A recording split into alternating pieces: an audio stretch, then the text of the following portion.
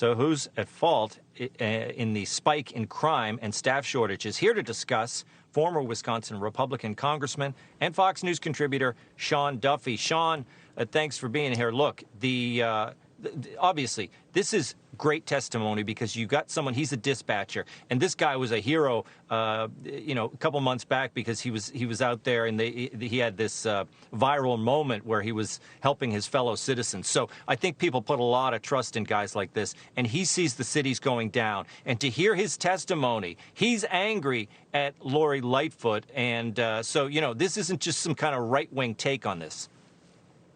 No, Tom, 100%. So you look at a dispatcher. I was a prosecutor for 10 years, and dispatchers are at the focal point of calls coming in and then dispatching cops out to different scenes. And if you're a dispatcher and serious calls are coming in, but there's not enough cops on the beat to respond to calls, oh my God, that's the most frustrating thing for a person who wants to protect his community. So he is the right person to speak out about the failed policies of Lori Lightfoot.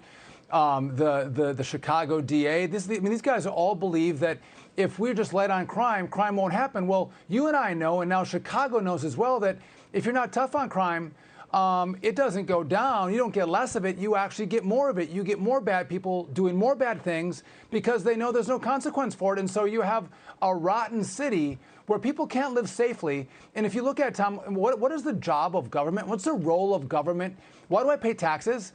The fundamental job is to keep me safe. Do what I can't do for myself. So put cops on the beat so they can arrest the bad guys, and then prosecutors that'll put them in jail for a really long time. When that doesn't happen, bad things happen throughout communities.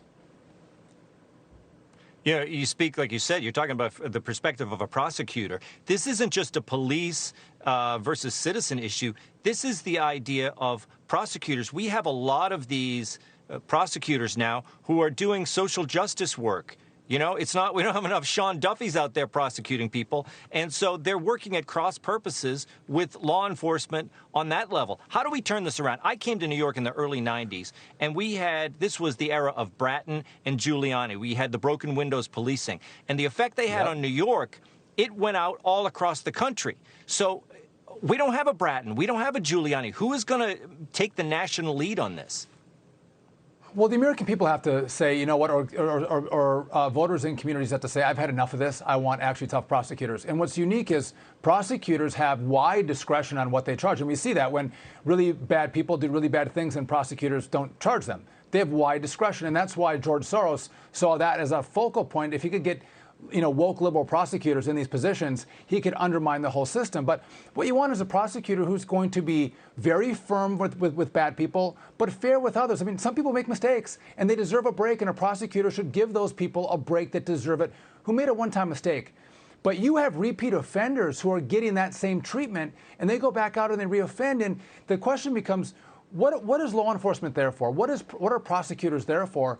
They're there to make sure those bad people don't re-victimize more people in the community, and so they want to put them behind bars. They want to put them in jail, and that's a really good thing. And when these liberals say we're there to protect the minority communities from cops, the exact opposite is happening. It's those minority communities that are getting ravaged by crime. They're the ones that aren't safe to walk down their streets. The rich liberal ladies who love these policies, they have gated communities, or they have a little safe room in their house. They're not impacted by crime in their neighborhood. They're safe, but they advocate for policies that totally ruin the neighborhoods of minority communities. So kids can't go outside and play baseball and throw a football. They can't walk to school without being, having fear of being shot or being forced, into a gang trade.